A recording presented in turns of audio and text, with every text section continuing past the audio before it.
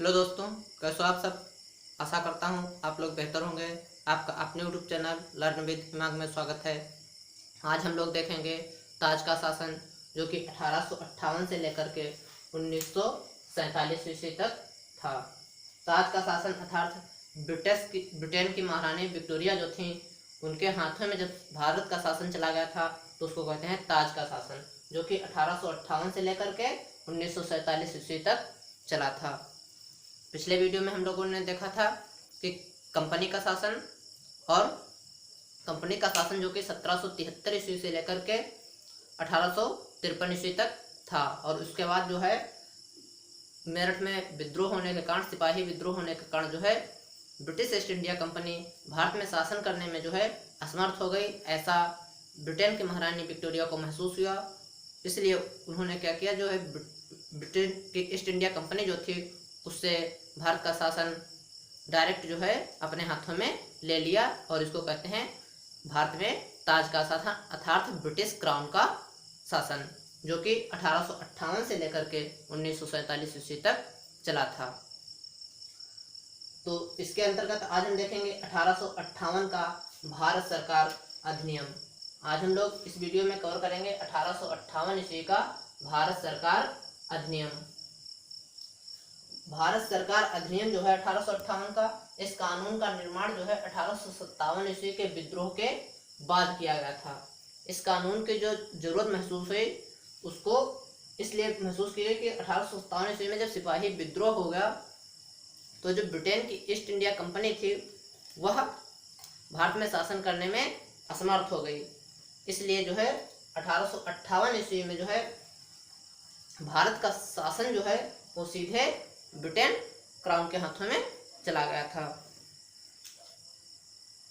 भारत के शासन को अच्छा बनाने वाला अधिनियम नाम से प्रसिद्ध इस कानून को ईस्ट इंडिया कंपनी के शासन को समाप्त कर दिया। यह जो शासन था 1858 का भारत सरकार अधिनियम, इसने क्या किया, भारत में ईस्ट इंडिया कंपनी के शासन को पूरी तरीके से समाप्त कर दिया था। गवर्नर क्षेत्रों और राजस्व संबंधी जो शक्तियां थीं उनको सीधे ब्रिटेन की राजशाही को हस्तांतरित कर दी गई थी। जितनी भी ब्रिटेन की ईस्ट इंडिया कंपनी जो थी उसके पास जितनी भी शक्तियां थीं उनको सीधे ब्रिटेन की राजशाही के पास हस्तांतरित कर दिया गया था। अब हम लोग देखेंगे इस अधिनियम की मुख्य विशेषताएं क्या थीं। इस अधिनियम की मुख्य विशेषता यह थी कि इसके तहत भारत का शासन सीधे महारानी विक्टोरिया के हाथों में चला गया था।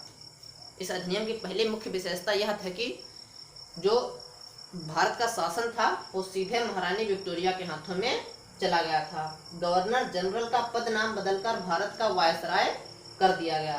गवर्नर जनरल का जो पद था, भारत का गवर्नर जनरल जो अब तक था, अब उसे भारत का वायसराय कहा जाने लगा, जो कि प्रत्यक्ष रूप से ब्रिटिश ताज का प्रतिनिधि था। ब्रिटिश ताज जो था उसका प्रत्यक्ष रूप से भारत में प्रतिनिधि बन गया।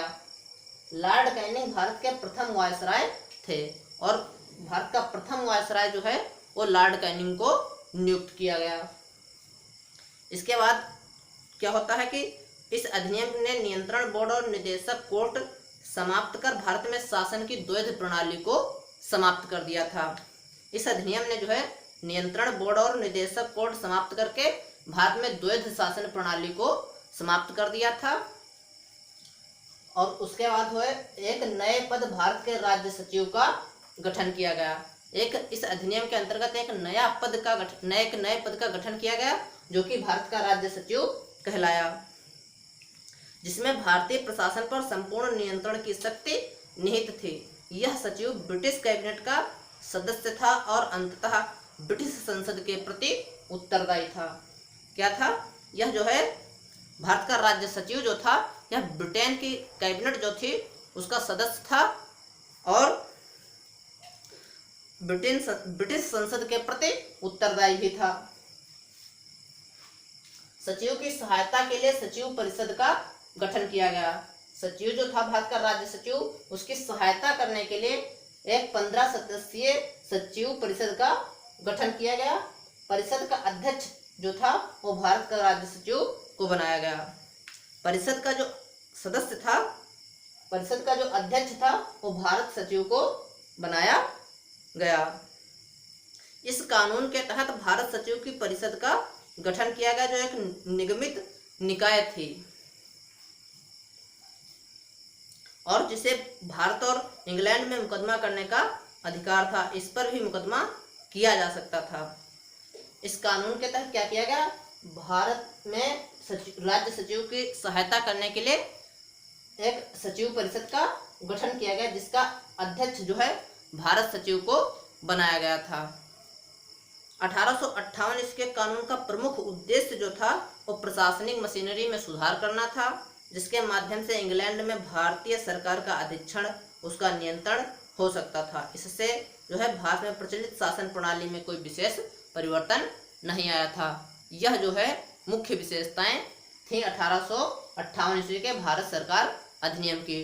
तो इस वीडियो में आज इतना ही, मिलेंगे अगले वीडियो में, तब तक के लिए नमस्कार, जय हिंद।